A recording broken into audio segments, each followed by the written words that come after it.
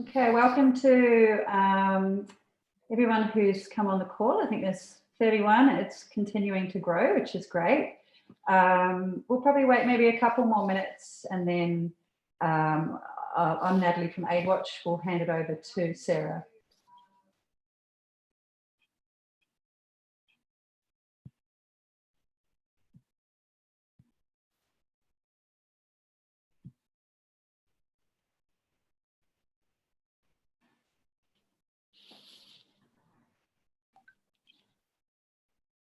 To grow, which is great.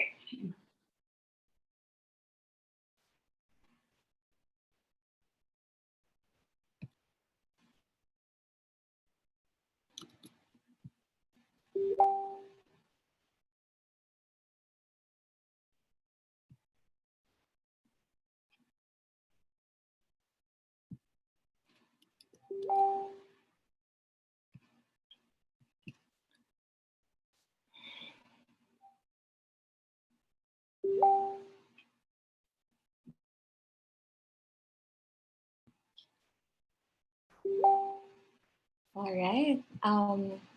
So it's 4:03. Let's start. We have 37 attendees.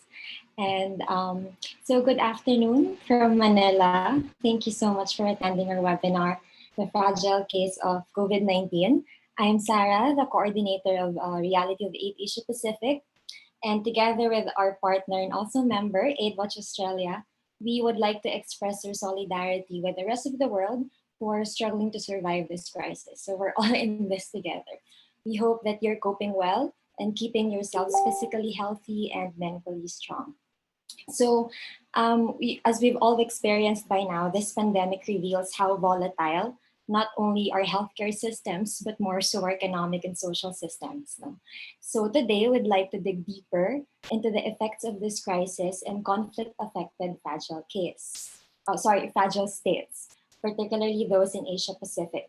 And we'd like to know what the responses of aid agencies are and how we as civil society organizations can contribute to the development, to furthering development cooperation. So before I jump into some reminders in the program, I'd like to introduce our partner, AidWatch Australia, Nat.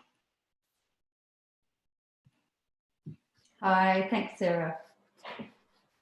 Yep, really happy to be co-hosting with Sarah from Reality of Aid Asia Pacific. This is the first, hopefully, in a series of webinars under the name of Aid Talks. Okay, thank you, Nat.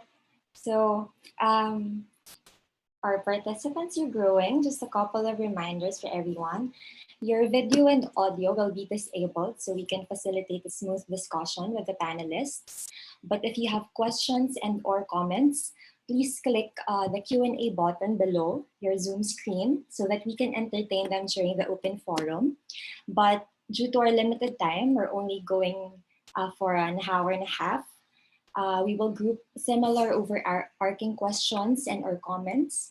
So for those questions that we won't be able to take up in this webinar, we will send an email tomorrow so we can continue the discussion. If you are experiencing technical glitch in your Zoom, we are live streaming on YouTube. So click on the YouTube button on your screen to see the link. And after this webinar ends, this is very important, there will be a very quick survey. So please make sure to answer them to help us improve the next Aid Talks webinar. All right, so if we're now good, let's start with our first speaker.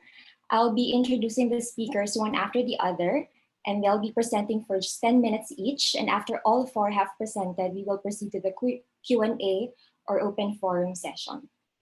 So the first is Irwin Loy, the new Humanitarian's Asia editor based in Bangkok. He has reported on news in Asia for the past decade after joining TNH in 2017. The New Humanitarian is an independent newsroom with the role of chronicling the changing nature of and response to the humanitarian crisis. So over to you, Irwin.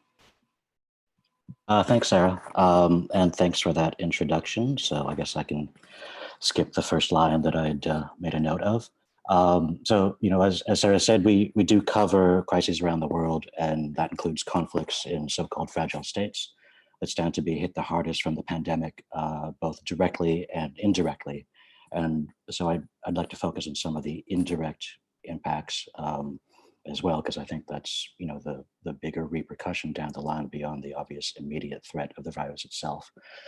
So one way or the other, the coronavirus is affecting, you know, every corner of the world, as we all know, whether or not there are outbreaks in those countries, and it's exposing the inequality of the pandemic. And so I think, you know, this notion that we're all in this together is, you know, I think quite common, and in many ways we are, but in many ways we're not. I don't think we were all in this together in you know, January or February when the outbreak was at its height in China and hitting other countries here in Asia.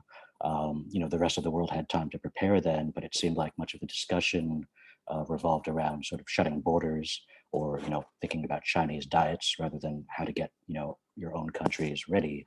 And now in April, we're all faced with this pandemic, but I think you just have to look at what refugees and people who are displaced and people who live in cramped urban centers are facing. You know, the coronavirus is not this equalizer. I think, you know, we all have the luxury of isolating ourselves to some degree, and most do not. So obviously that's the case for people in countries, many people in countries facing conflict. You know, I think of places like Afghanistan, where there's been decades of war, 14 million people facing emergency or crisis levels of food insecurity even before the virus, 10,000 civilians killed or injured last year, same as the year before. You know, hundreds of thousands of refugees or migrants return each year, and many of them have nowhere to go, and that's all before the virus. I think of countries like Myanmar, which also had decades of conflict and displacement. I think more than 350,000 people living in displacement camps within the country, and thousands more displaced who aren't counted in that number. You know, you have open warfare ongoing, getting worse, including in Rakhine State in the West. And incidentally, we have a story coming out later today looking at coronavirus preparedness in rebel-held territories in Myanmar beyond the reach of the government. So please look out for that if you're interested. And of course, across the border in Bangladesh, where there's, you know, nearly 1 million Rohingya refugees, most live in these tiny, cramped, you know, bamboo or tarpaulin tents. So, you know, what does social distancing mean to them? It's pretty much impossible there. And in the southern Philippines, you have conflict, you know, on top of frequent disasters, month by month, year on year. In Mindanao in the south, you have people that are still displaced by previous conflicts and previous storms and previous floods. So, you know, there's the direct threat posed by the virus itself, and that will obviously be really difficult to contain in these sorts of environments. But I think what we're already seeing are the knock-on effects in the countries that we cover, how the coronavirus is impacting economies, livelihoods, and existing aid in areas that are already facing crises. So I think the most obvious examples that come to mind are health effects from preventable diseases like polio and measles and cholera. You know, in many places, you have polio vaccination campaigns that were suspended, including in Mindanao in the Philippines, because of the fear that health workers might inadvertently, you know, spread the coronavirus while going about their rounds. You know, this is at a time when polio eradication was really struggling around the world, and in many ways it was making a comeback of sorts in several countries, including in the Philippines. And if we're still talking about, you know, countries facing crises, I think the end effect is sort of moving everyone one rung down the ladder in terms of vulnerability to withstand a disaster or withstand the everyday shocks that life brings. And that could add to the humanitarian emergencies of tomorrow. For example, we've seen in countries with large migrant workforces or urban poor in South Asia, India, Pakistan, Bangladesh, millions of people put out of work overnight by lockdowns, minimal social safety nets. And, you know, there are communities already facing long-term trends of droughts or disasters fueling migration, and that was getting worse year on year. You know, families that live season to season dependent on a harvest, they're now, you know, just a little bit less likely to withstand the next hit. So I think these sort of indirect economic impacts makes it, you know, much harder to withstand. And, you know, there are many connected reasons that push people to migrate, but the coronavirus now potentially adds another down the line. It's just one of many potential ingredients, you know, adding to these sort of trends. And so speaking of migration, I guess I'll add something else. I wanted to talk about migration and social divisions. We see in Europe and elsewhere, some countries are pushing through kind of hardline migration policies in light of COVID-19. citing COVID-19, but these are the sorts of policies that are likely to stay in place long after an outbreak ends. Think of European countries shutting ports to rescued migrants on the Mediterranean. Last week in Malaysia, Rohingya boat pushbacks, where hundreds of people were stranded at sea, and there might still be a few more boats out there. And even in Bangladesh's camps, the Rohingya camps, I think the coronavirus has become another wedge issue between the refugees and the host communities, and that could be dangerous down the line. So I think the longer this lasts, the coronavirus could drive marginalized communities like refugees and migrants even further toward the margins and exacerbate these sorts of ethnic divisions that have long existed. We see a bit of that already. In India, Muslims have been kind of singled out and accused for helping to spread the virus, allegedly. Now, so down the line, if coronavirus forces communities to compete for resources and compete for healthcare and compete for aid, what's the end result of that? But I do think there's a flip side to that question. One thing I'm interested in is how big disasters play a small role in ending conflict. It's rare, but there are examples. The frequent example is, the 2004 Indian Ocean tsunami and the effect that had on the end of the conflict in Indonesia's Aceh. Now with the coronavirus, we've seen, many pushes for ceasefires throughout the globe.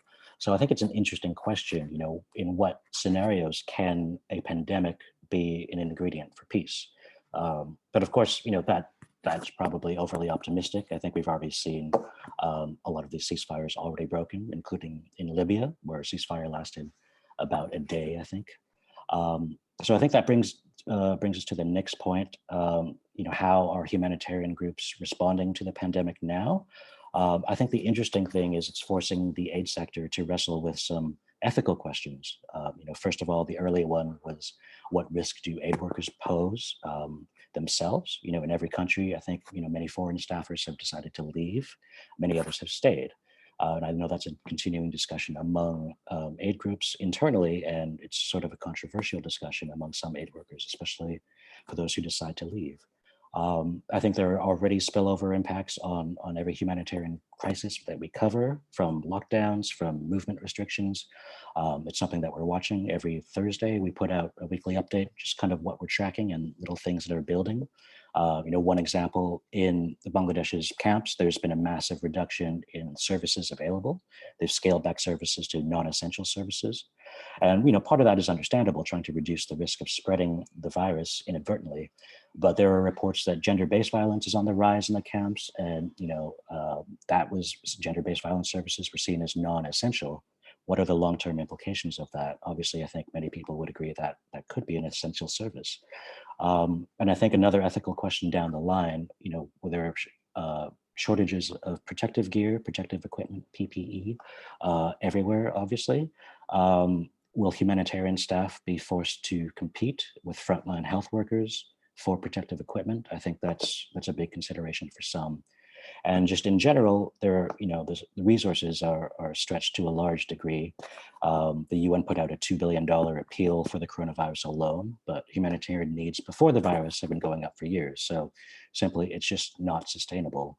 And I think the last question on that is, what happens when the next big disaster hits? I think, international staffers are used to getting on a plane and jumping into action when a big cyclone or earthquake happens. Right now, that's not really possible. And we saw some of these discussions take place this month when Cyclone Harold tore through parts of the Pacific, including Vanuatu, Fiji, and Tonga. But that also leads to a potential opportunity, I think, which is locally led responses. So that's the last thing I wanted to talk about right now. I think this, in some ways, is really an opportunity for the aid sector to shift the way it works from a system that is driven by donors and driven by international organizations and international staff to one that is more driven by locals kind of living on the ground where disasters actually hit. In the humanitarian sector, this is called localization. It's this big promise most aid groups made 5 years ago to shift power and funding to local responders. It's been quite slow. It hasn't really happened yet. There have been small changes, but I think the aid sector works in essentially the same way now. And that's caused a lot of frustrations. today with the pandemic, I think most international aid groups are talking about localizing responses in the time of coronavirus, and it's written all over this $2 billion appeal. So will that actually happen? I think there are big question marks, but it's something that I'll be interested in watching. I think a lot of local responders will be interested in watching on the ground where disasters hit. I think it's been more or less 10 minutes, so I'll end it there for now. Thank you so much, Irwin. There are important questions raised in that insight regarding the disaster ending conflict, aid and ethical questions, localization of aid programs. No? And I think one good input also is on how coronavirus is actually not a great equalizer, especially for our marginalized communities. So again, for those who have questions, please click on the Q&A box below. And if you also have comments or additions to Irwin's input. So I feel that some of the questions may be answered by our next panelist. Cyprien Fabre is a Conflict and Fragility Advisor at the OECD, or the Organization for Economic Cooperation and Development. So prior to joining the OECD, he also led the European Commission's Eco-Regional Office for West Africa in 2009, where he worked on linking emergency resilience, building, and development programming. He then joined the OECD in 2016 to work on the Development Assistance Committee, or the DAC's, engagement in fragile and crisis and conflict contexts, where he also wrote Policy into Action, Guideline Series, and Lives in Crisis to help translate policy commitments into better programming in crisis. So over to you, Cyprien. Thank you very much for that, and thank you for giving the opportunity to talk about that. So the OECD's role, if you want, is to help the member of the Development Assistance Committee, the main bilateral donors, if you want, to engage more efficiently in fragile and conflict-affected countries. So COVID is not a conflict, of course, but it's not an enemy with a willing and a strategy to harm. But it is a crisis, and it is a big one because it collides, the spread of the virus collides with the way we are organized as a societies. And as with most crises, the most fragile countries and the most vulnerable people are hit harder.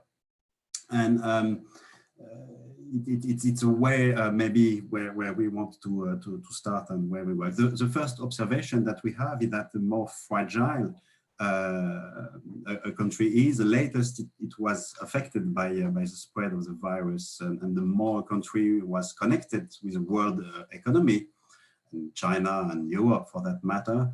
And earlier it reported cases, and we have in our website, I will send a link maybe through the chat, a chart that showed that very well. And this lag gave some time to some of fragile countries to prepare.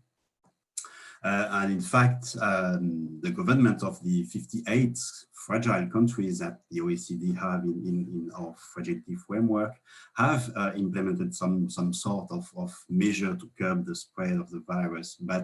And it includes a partial or complete lockdown for 19 countries of them. So you had preparation, and so far, the pandemic has not exploded in the most fragile countries the way it had in Europe or the US, for instance, possibly because of those measures, possibly because of a younger population, possibly because of less reporting, of course, and probably a bit of all those factors we don't know really. But what we know, which is absolutely sure, is that the pandemic highlights and deepens inequalities. And it's really the core of that. And it does so in many ways. You have inequalities related to health, direct access to health, because health systems are mainly weak in the most fragile countries. COVID requires hospital treatments, but the poorest in the most remote places don't have much access to health. Health systems are not able to absorb the shocks in those contexts. When you have, for instance, 98% of poor countries or poor developing countries facing staff shortage. Just to give you an example, in sub-Saharan Africa, you have 0.2 doctors per 1,000 inhabitants compared to 4 in OECD average. And the same applies, of course, to any public services. You have inequalities for confinement, social measure, because social distancing in populated suburbs is just not possible. You have the rising risk of domestic violence. It has increased already in some or developed countries. We have rising domestic violence in France, where I am, for instance.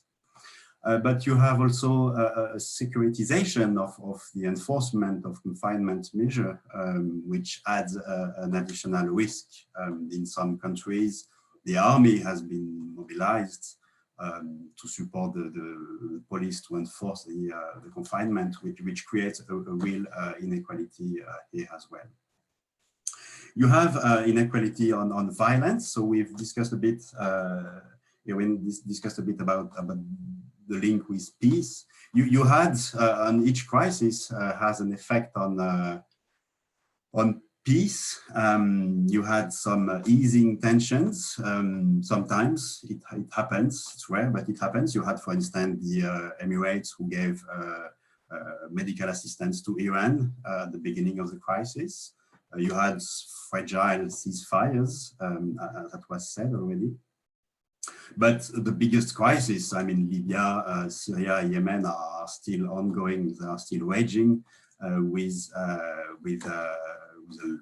flow of refugees or displaced people still going on. But peacekeeping missions are affected. Most of the UN peacekeeping missions are now in protection mode, protection force mode, whether it's a UN or Barkhane in the Sahel. All those missions are affected. It affects also humanitarian aid delivery. We've said that already. It restricts, the pandemic restricts the delivery of humanitarian aid just for those who need it most at the moment. So you have also this concern about the possibility of aid workers importing the virus in many countries in Africa at the moment, but probably elsewhere as well. You have a real difficulties for expatriates to work and to be accepted. So it's also a call for a genuine localization of aid, which has been promoted for years since the World Humanitarian Summit, but without much effect. So maybe it's a time to really go for it, even though it has some complication from the donor side. But I would say that the most critical point is the inequalities on livelihood and poverty. Because if you, for those who live in the informal sector, but to some extent, even in the formal sector of the economy, if you have no money, you have no daily income, so no food. So that's really for that aspect is critical. And the World Bank's projection this month suggests that the pandemic will cause the first increase in global poverty since '98. They expect that around 50 million people will be pushed into extreme poverty. Just to give you some figure, a survey that was done this month in Bangladesh that was just released, say that the income in March was down by 75% for some of the respondents, and even more in some rural areas.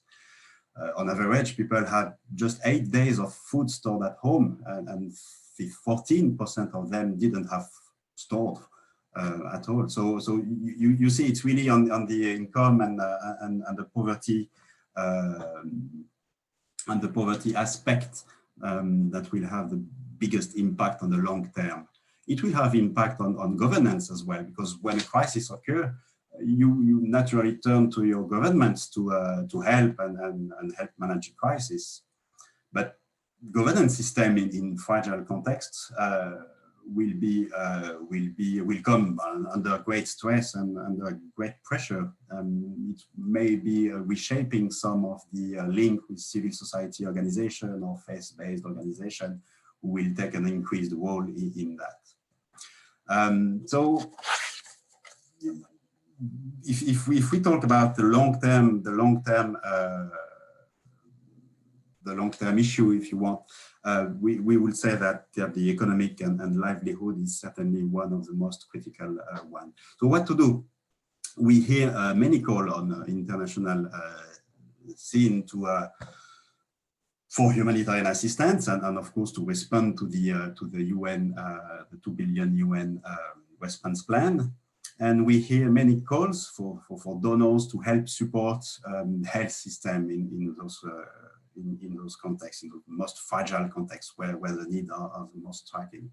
But strengthening health system in isolation won't work, because weak health systems are not weak in isolation. It's system, so it's linked with all the lack of governance. It's a lack of prioritization over the last decades for many countries, in many countries, sorry.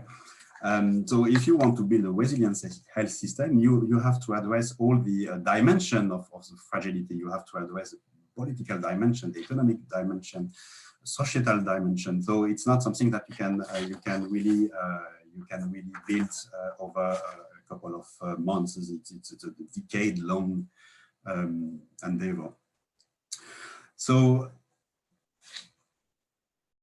if you want to really work on the long-term issue, you have to work on fragility and all dimension of fragility, but you have also to work on the economic and livelihood, and then to support a lot of social protection. And you have ways to link emergency cash transfer, for instance, with social protection. You have a lot of that has been done in some contexts. But definitely this is one of the priorities that we see, because most countries have a relatively low level of social protection. The level of the cover of social protection in most fragile contexts is below 13%. And it will not be sufficient to cope. So without social protection measure, the effect of the COVID-19 will be relatively, will be absolutely dramatic for the most vulnerable, and this is where the most countries and all of us need to work on the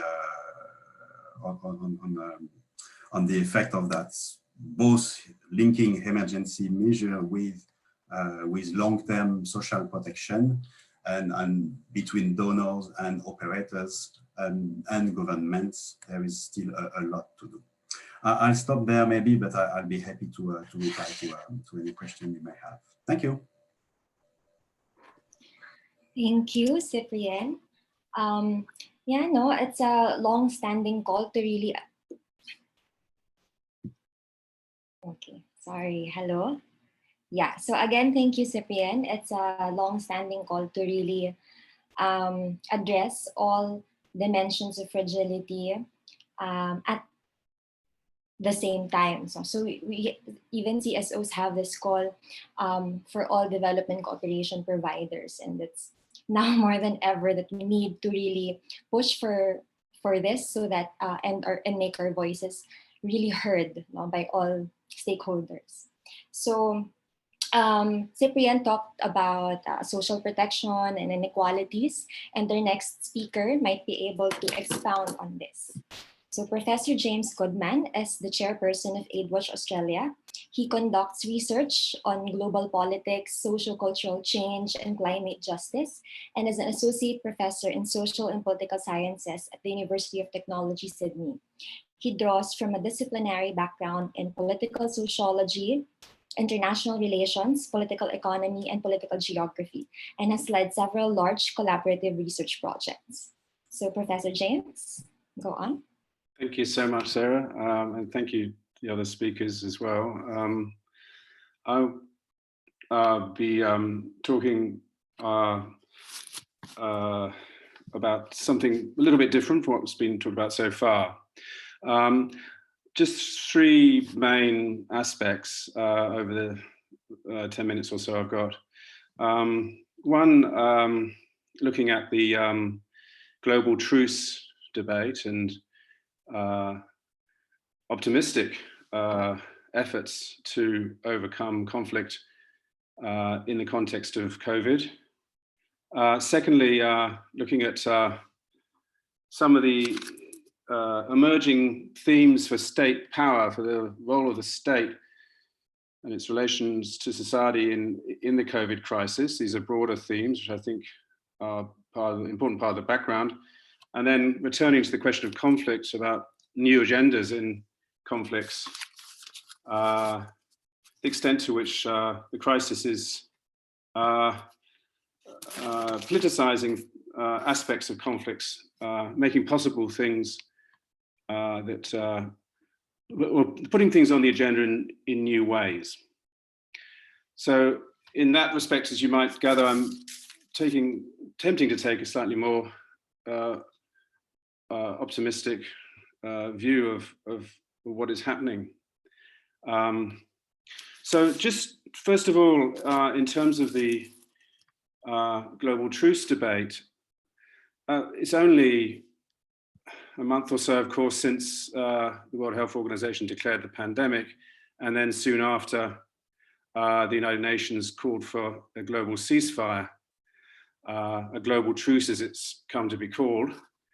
And it's been mentioned that this truce hasn't emerged in a number of places, but apparently in several parts of the world, and 12 cases at least, there's been a positive response to that call. And following this, of course, as we'll be aware, there's been a proposal for a Security Council resolution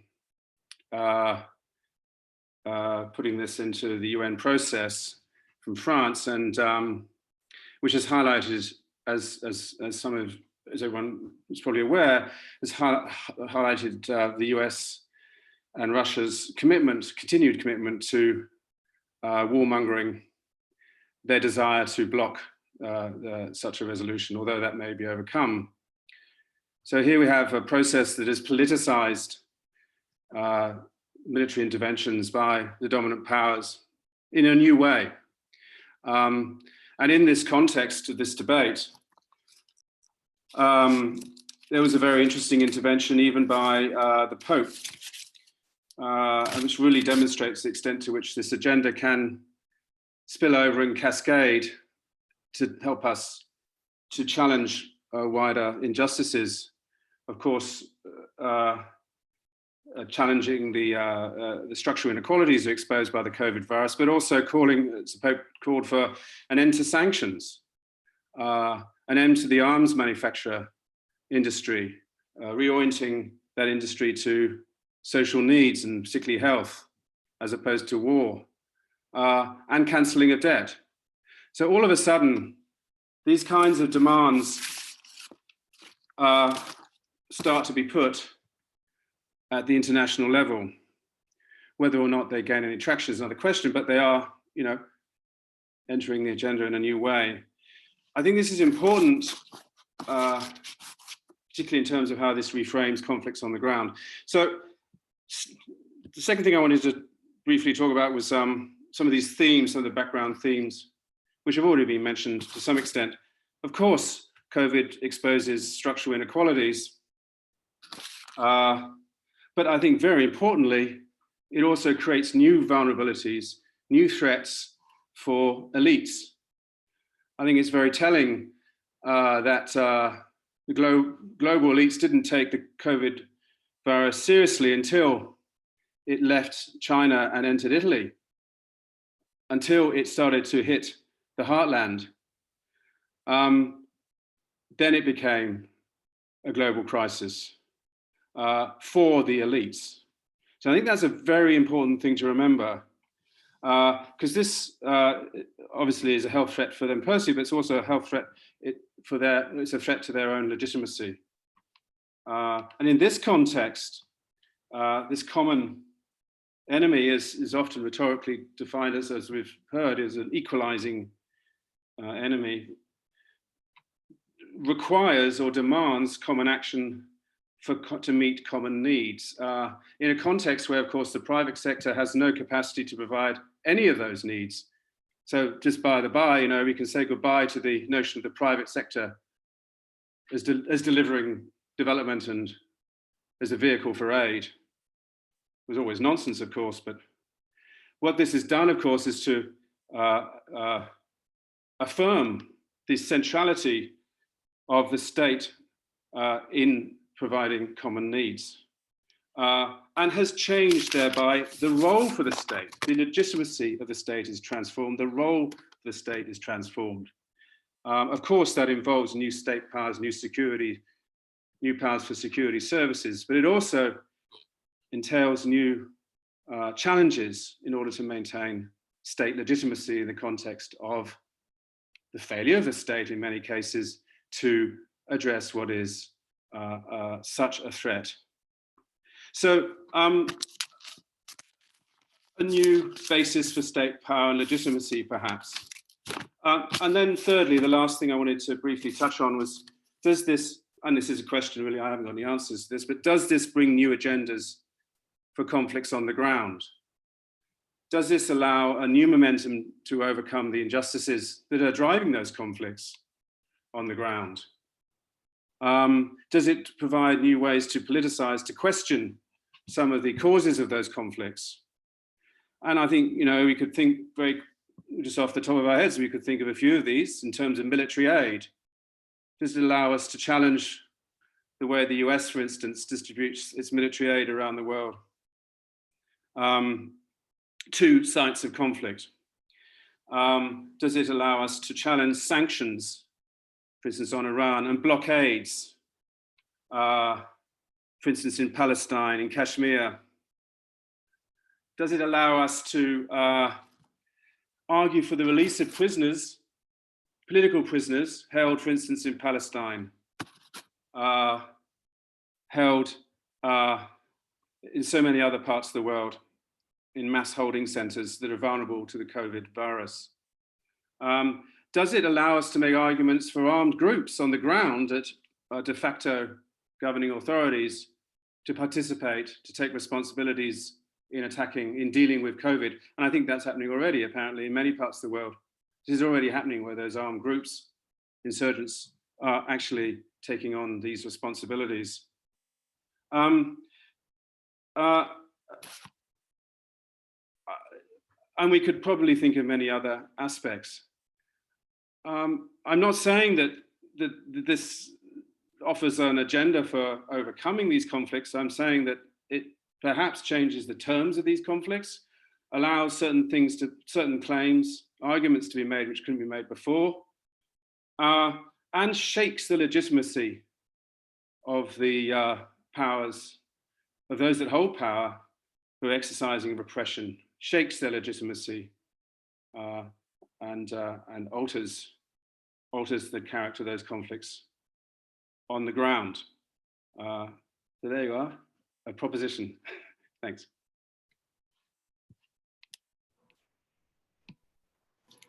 Thank you so much, Professor James. That was quite a handful.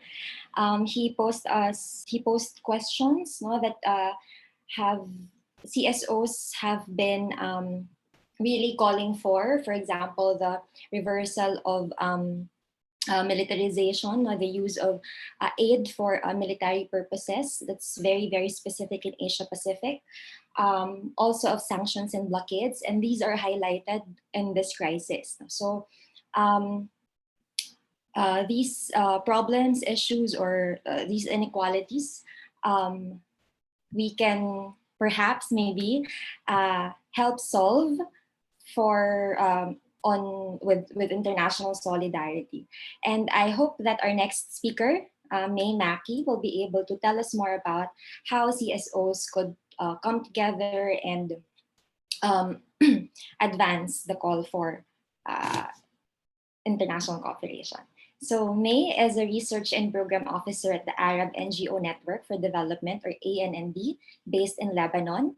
Her work is mainly focused on civic space and development cooperation. She's also part of the MENA Regional Secretariat for the CSO Partnership for Development Effectiveness and Reality of Aid Asia Pacific. So, May? Yes, thank you. Okay, so let me first start by highlighting the global character of this crisis.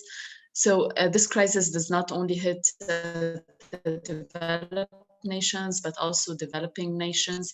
However, while the developed nations might have the ability to mobilize trillions of, for example, for the G20 stimulus, poor nations might not have the ability to do the same.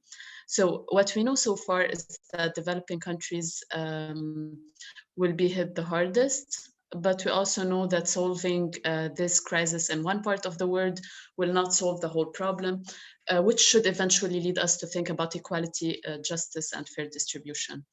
So normally, no wonder there's been, aid has been central to all the debates of this crisis. So there's obviously some need for outsourcing. We've seen the UN speaking of a Marshall Plan, the IMF speaking of some debt relief, etc. So, but if we look at the reality on the ground, so we have the developing countries financing gap estimated by UNCTAD to $2 to $3 trillion within the next 2 years. We have seen that debt relief and cancellation is still not enough. Debt relief is still a very insignificant part of ODA. ODA numbers are nowhere near where they should be, according to the OECD numbers. And of course, most of the World Bank and IMF funding is still through loans, not grants, which very much contradicts the concept of solidarity. Also, if we want to speak in terms of development cooperation and aid effectiveness, and the development model that is being promoted. So now we see a development model that is focused on private sector, while specifically in this crisis, the public sector has shown more flexibility and more efficiency and of course, more responsiveness to the people's needs in response to this crisis. Now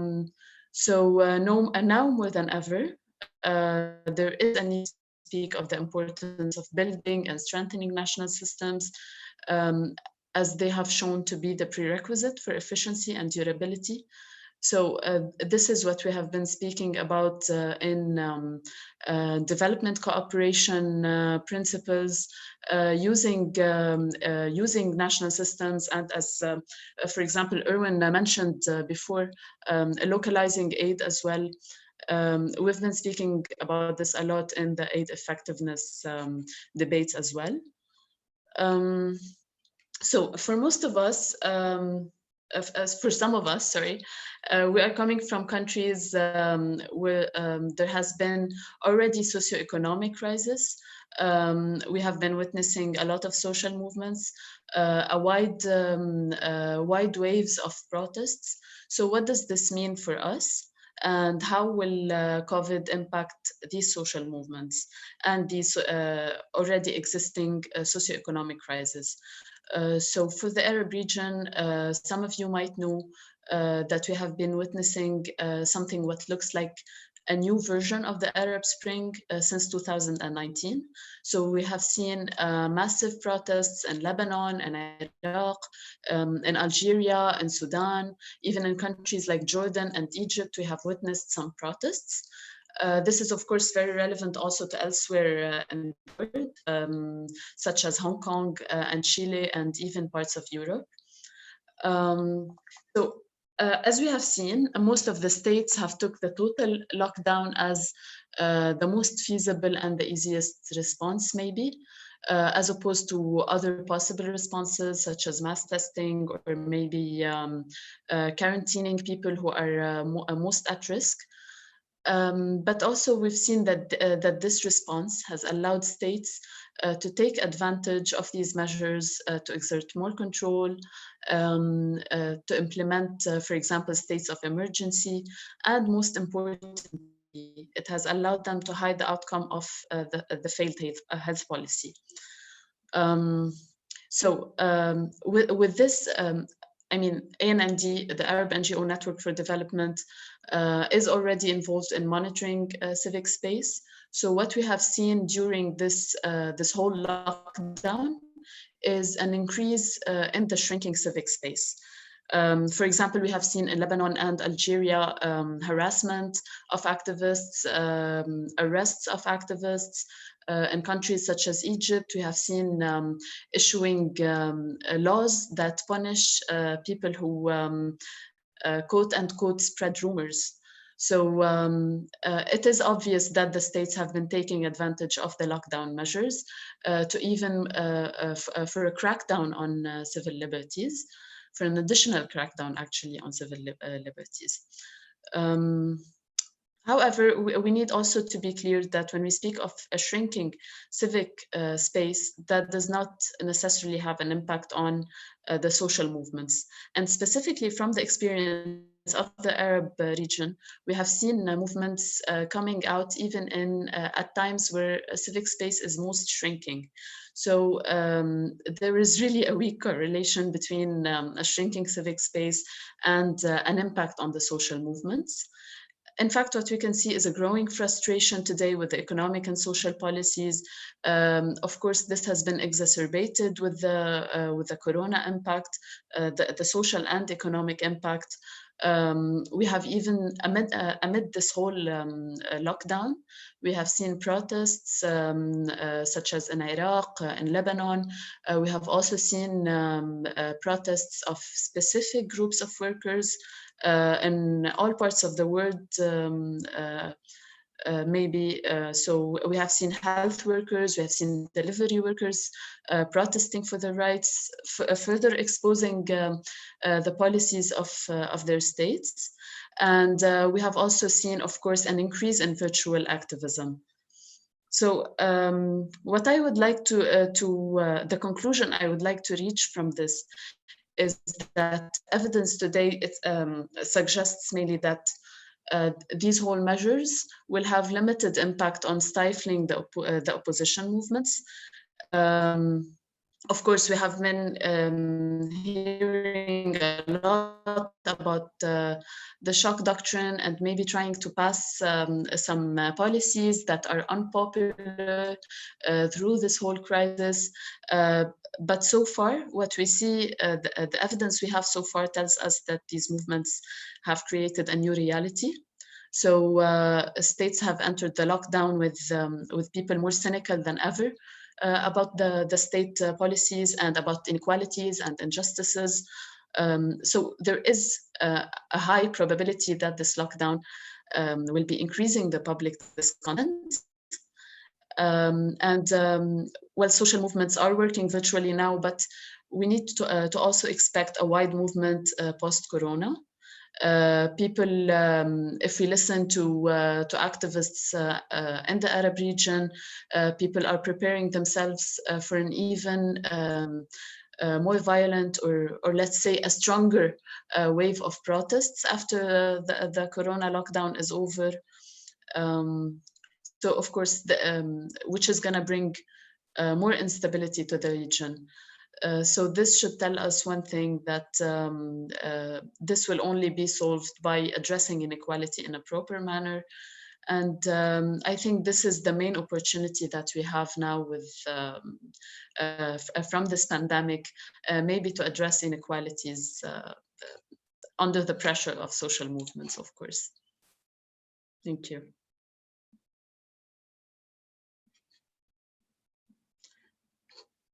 Thank you, May. That is very optimistic to hear, no? That even when civic space is shrinking or criminalized, social movements will grow, no? Out of the growing frustration of the masses also. So thank you so much to our panelists. I'll just make a quick recap of what they've said, and let's move on to the Q&A session for your comments and questions. So I think we ended in a great note with May's insight. But we started, of course, setting the tone on how humanitarian responders are also affected by this crisis, and how it's how this crisis is weakening their response, no, when it is most important. And then we moved on to the OECD, to Cyprien Fabre, discussing about the inequalities on income, poverty, on livelihood, and this should be one of the main focus of our development cooperation providers in their response to the crisis. And then we also talked about militarization, military aid, sanctions, and blockade that exacerbate this global crisis. But of course, and also to add to military aid, we have the failure of our state, and also the failure of private sector delivery of aid and development. No? So in CSO language, we call that the corporate capture of development, which is, as we now know, not working and will not be working in the future. So we really need to reshape our response so that it will be more people-oriented, not people-focused, and democratic. So, of course, as May said, CSOs really need to come together and launch massive protests, whether it's online or virtual, or on the streets after this crisis, when we're all safe and sound to go out. So, yeah, over to you, Nat, for some of the questions.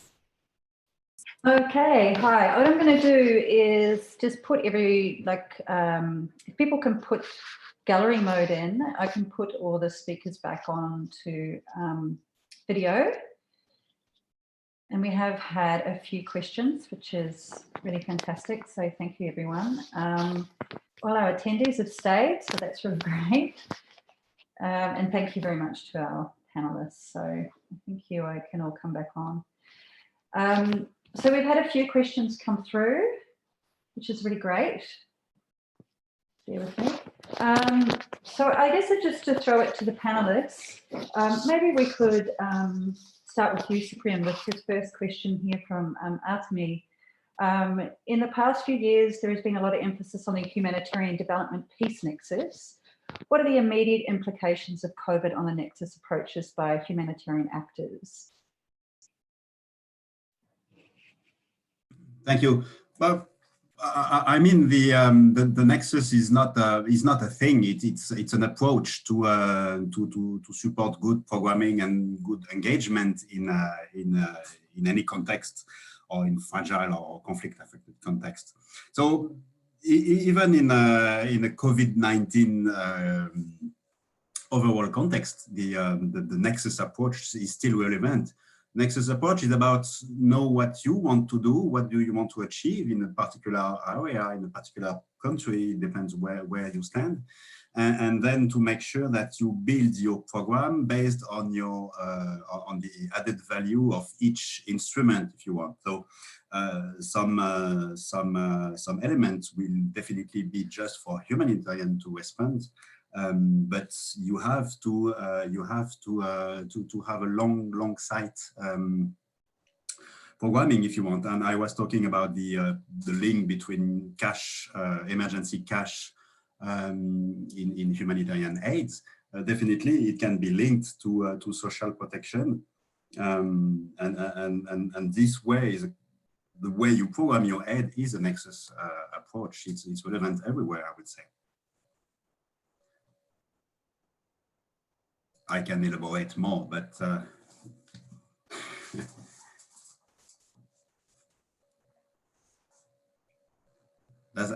did you hear me? Sorry. Could I unmute? Were there any of the other panelists that wanted to contribute to that question at all? No? Okay, maybe we can go on to, thanks Cyprien for that. We have a question here from Beverly. I know Beverly, you raised your hand. We're still trying to test how Q&A will go and whether we get people to actually ask their questions. But for this one, we're just going to try and do it this way by collecting the questions. So Beverly's question is the alarming that several states respond to the COVID-19 through repressive or militarist measures rather than medical solutions, like Philippines, India, Kenya, Myanmar. In the absence of work and aid, many are forced to defy lockdown and quarantine. The enabling environment for CSOs have shrunk to an alarming state. States also enact laws and policies that curtail civil liberties. How should aid respond to this situation? Maybe we could throw this to you, Irwin. Well, usually I just look and see all the bad things happening and comment about that. So, yeah, I mean, that's certainly something that I'm sure every one of us have noticed. You know, most of our contributors, the journalists who write for us, are freelancers, and one has recently come into trouble with something she wrote unrelated to coronavirus, or something she photographed. But you know, it's part of these growing crackdowns. In terms of how aid, you know, the aid sector should respond, it's, you know, I'm not sure if I have any insight into that. You know, it is part of it differs everywhere, but there's always these discussions that take place behind closed doors. I would argue that in many countries they aren't that effective. I wonder if some of the other panelists have an idea on how, you know, even in normal circumstances, you know, you can get around sort of government-led blockades or government-led restrictions and still maintain doing your work.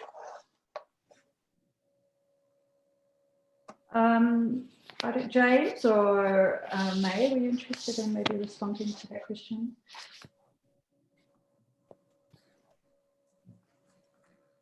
James? Yes, so I just like to add that and maybe the key here is localizing aid. So it is more relevant now than ever. We need to work on strengthening and on empowering the local organizations. I think this should be a starting point for aid. And not just, I mean, not just speaking of cash flows and emergency cash for developing states. We need also to ask what kind of aid or what kind of models or how is this aid going to be channeled? Are we investing in the public sector? Are we empowering the local organizations and the civil society to be part of the democratic process? And when we want to speak of the donors, let's not exclude also the international financial institutions. A lot of the policies implemented by the international financial institutions and the loans, not the cash that is that are being granted to countries, civil society is being excluded from whatever negotiations and whatever processes are going on between these institutions and the states. So we also need to focus on this. Since sometimes we see that these institutions are replicating what the state is doing in excluding the marginalized people and the civil society. So yeah. Yeah, I think it's a fascinating question. I think it's difficult to answer in the immediate context, other than through that. I think is a very useful response around, you know, the localizing agenda, which has been mentioned as being a long argued for, long called for. There may also, that maybe should also be combined with a focus on health and social protection on people's needs, particularly a move away from user fees for basic, you know, for education, for health, and so on, which has been part of the orthodoxy increasingly. Obviously a move away from reliance on the private sector, but also a move away from a kind of development model that focuses on the formal sector and the export sector, and maybe a shift to a focus on the informal sector, and as I say, social protection. So I think, you know, it does put into question the COVID crisis does put into question the entire so-called new paradigm for ODA, which we've been, you know, hitched to for the last decade or so. And I really do think, you know, obviously the public sector is at the center of that, but also the civil societies and communities and so on. And I think it's quite a different notion of what development can be or should be in the context of COVID. Particularly on exports. Thanks, James. Thanks, May. I might move to another question, which is around frontline responders. So frontline responders are calling for long-term and flexible financing to allow them to pivot their responses as needs change on the ground and address the pandemic's long-term impacts. Direct funding to frontline responders would increase the effectiveness of the response. So I guess it's sort of, it's going along with what we've been talking about. Do you see a shift towards this approach from donors and how to avert the risk of spike in investments in health responses followed by a return to normal once COVID-19 will be no longer considered a priority?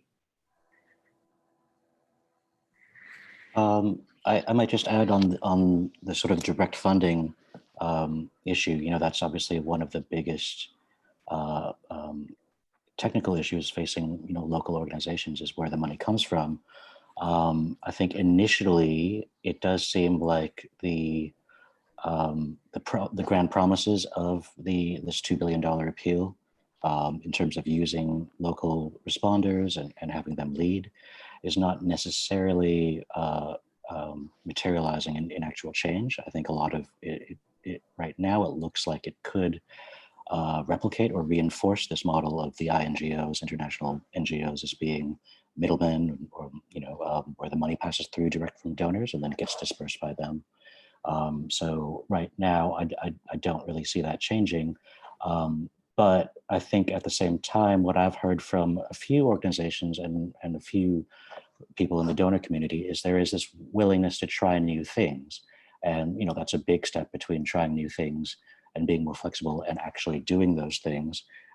But, you know, perhaps more so than in the past, in which a very conservative environment, you know, international donors, there is a possibility that, you know, maybe something might stick. We'll try out this model of funding with you know, a particular organization. But I think right now there is a danger that it could go both ways, where it would reinforce, you know, the existing sort of blockades that have prevented more direct funding up until now.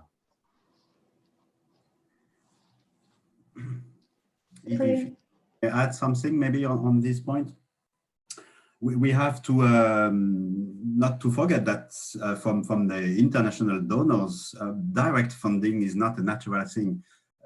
Donors are not built; it's not designed to transfer money from or public money from the taxpayers to local organizations. And the trends, even since the Grand Bargain and the World Humanitarian Summit, has not been too promising. You have increasing due diligence and check and balances from many donors since then, even from international NGOs. So this will not go away in a context where domestically from donor countries, they enter into economic recession. So the pressure on ODA and probably the scrutiny on ODA will increase. So we have to understand that the way it works from a donor perspective, but also take some opportunities, because you have new mechanism and even donors are quite keen to try and test, as you've just said, new things. But we shouldn't be too optimistic on the direct funding. The COVID will not dramatically change things, because it will not change the way donors are organized. Thank you. Okay, so let's move on to another question. And there's a couple of people who sort of asked along this line. So, you know, we know humanitarian response is needed, especially during these times, but what are the structural macro responses that should happen in order to recover better? And what role for international cooperation? And sort of adhere to that question is the role of international cooperation and aid on economic stimulus and measures to ensure decent jobs post-pandemic, in particular in states under conflict and fragility.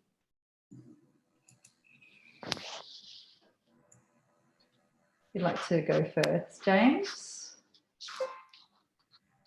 Throw you in there. I'm not sure. It's a huge agenda for decent jobs after COVID in the context of what is suggested to be the deepest depression we've had since the last depression in the early part of the 20th century. It is going to be absolutely critical in this context for there to be solidarity, and as societies come out of the COVID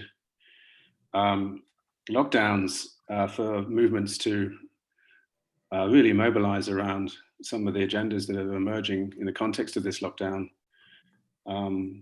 I must say, what is quite incredible the last month or so is just to see that happening, is to see the kinds of discussions that people are having now about what kind of model, what kind of models are necessary in the context of a failing global private sector, and what models are possible, which goes to this question of decent jobs, of decent livelihood, I think would be another way to put it. And I really think the agendas are now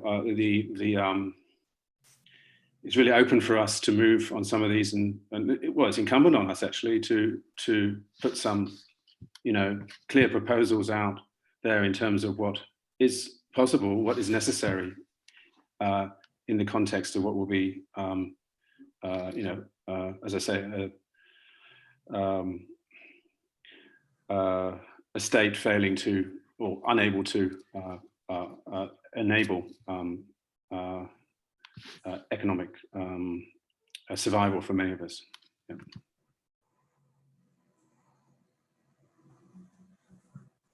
This is probably, it's an important question, so it'd be really great to get a response from all the panelists. I was wondering, May, if you'd like to respond to that question. May, are you still with us? Petra, you have to unmute. Sorry, yes. I'm not sure what to add on the question of international development and in countries in fragility. Of course, and for this question, I can't but think in the context of the region. The countries in the region have been hit a lot by the crisis. Some of the countries, we still don't know how much exactly is the effect of the corona, because there are very limited capacities. We're sure there's a problem, but in countries like Yemen, for example, there is no public health system. There is nothing more important now than the international cooperation. And as I said before, aid can be central in this context, because you can't anymore generate resources from within the country. So, Cyprien? Yeah. So on the overall thing, I think that the COVID we will not dramatically change the way development cooperation is being done. We will have different ways to approach it. You have a lot of pressure for private sector to engage, but the private sector is not here to develop countries. They are not here for that. What international cooperation is useful for is to create or to help countries to create the environment where private sector and the economy can thrive and develop. So it's maybe through that you can work on a decent job. It's just to create the to create the environment on help in labor laws or create all the aspects that prevent decent job to to be available, but the private sector itself is grown enough to that doesn't need to push. If there is something to do, the private sector will do it by itself. But so the aim of the international cooperation, whether it's after or before the crisis, will be to help countries. But international cooperation have to help countries, a process that has to come from within. We cannot force international cooperation, cannot create, cannot change many things if there is not internally a process that goes on the right way. And this is where you make the link with the civil society or with all the forces within the country to create that atmosphere and environment. The international cooperation can only help a process that has to come from within. It's quite, and it will not change after the COVID. Irwin, I think you're on mute. Darn mute button. I don't know if I have anything intelligent to add on that, unfortunately. You know, I think it is the kind of rights crackdowns against in different parts of the world right now are very interesting to watch. And I think, you know, in the end, they do exacerbate some of the problems that we've been talking about here in terms of actual solutions or how to respond in the short term. You know, I'm an observer as much as anything here.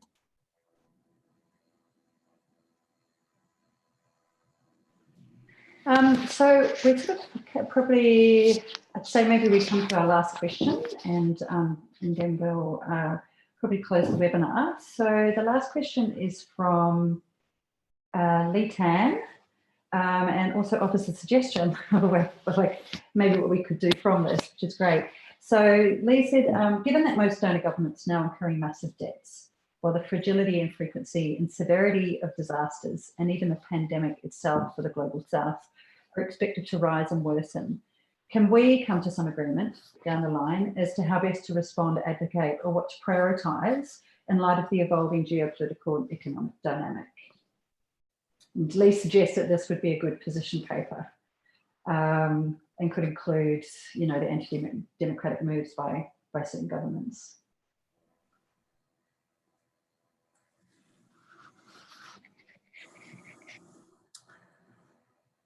Cyprien? Yeah, it's not an easy one. Maybe on debt. Yeah, debt before the crisis, debt was getting unsustainable for many of the most fragile states. You know that some countries were taking debt one after the other and could not have difficulty to repay. So it will only increase, and this is why the G20 worked on this moratorium on debt repayment. So far, it's not about cancelling debt, but postponing any repayment. So there will be plenty of discussion about that in the coming weeks and months and years. So it's not over. But I guess there is a real understanding that the debt burden is unsustainable and even more.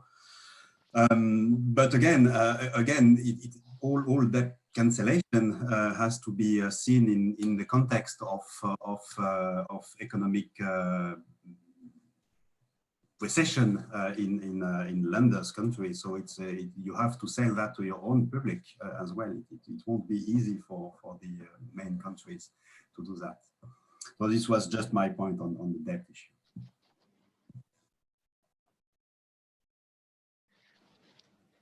James? Yeah, I would say definitely an agenda around visions for society post COVID, linked to movement building, and especially around. I mean, it has been mentioned. It hasn't really been mentioned yet, but the whole agenda around the Green New Deal, which relates to that other crisis, which we haven't mentioned, of climate, and also relates to the decent jobs agenda, expanding responsibilities of the state under COVID that we are seeing in some countries.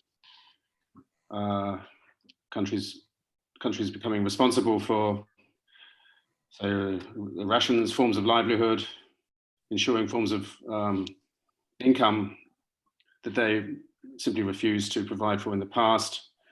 Maybe the kernel, maybe the germ of a new type of agenda centered around meeting people's needs rather than serving the market, of course, linked to movement demands around trade union demands, especially around jobs, but also the wider environmental agenda.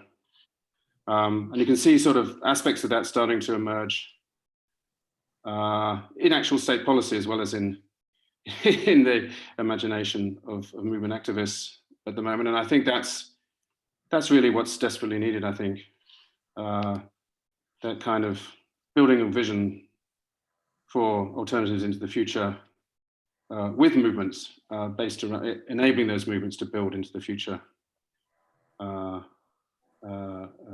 think will be absolutely critical because, of course, the other side in this game are actively developing their own agendas. An opportunity for us is also an opportunity for them. You can be absolutely certain that's underway. So I think we should be mindful of that and of the possibilities that are, and I have obviously been emphasizing this throughout, the possibilities that are emerging that can enable us to make good that kind of process, make good those kind of visions into the future. Thanks. May?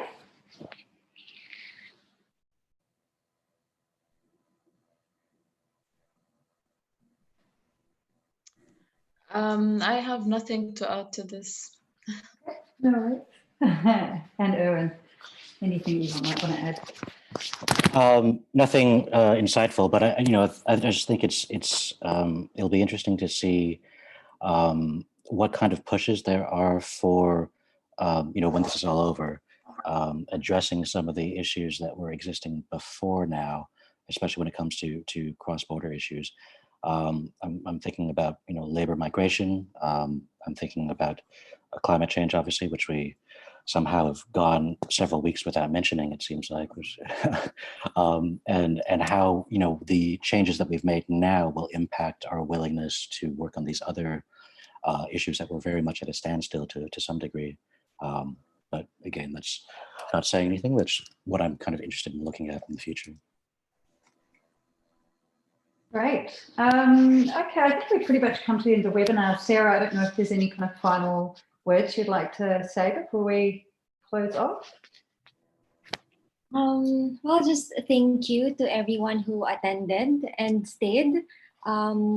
This is a good avenue for different organizations or individuals to discuss specific issues on aid and development cooperation. And we hope to continue this series, and we'll also be releasing or emailing you the YouTube link and maybe also summary of what insights our speakers have. They are very, very crucial insights and questions. Thank you.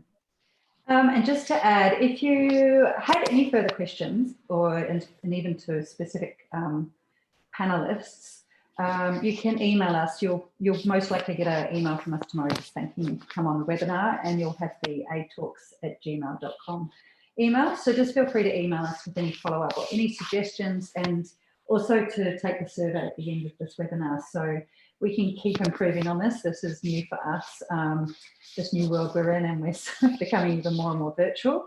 But we really want to use this platform to have other partners come on and host. We're really open to suggestions in terms of what future webinars could look like and the themes that they could be centered around. The one that we most likely have next month, will be around debt. So around this sort of campaign where there's actually been a call to cancel debt in the Global South. So we'll be keeping you informed about that and hopefully have a couple of our partners involved in that as well. So thank you so much to May, to Cyprien, to James, and to Irwin for participating in our first webinar. And thank you to all the participants. A lot of you have stayed on, so we're really impressed. And yeah, we hope to see you at the next one in a month. So thank you very much. Bye. Bye. Thank you.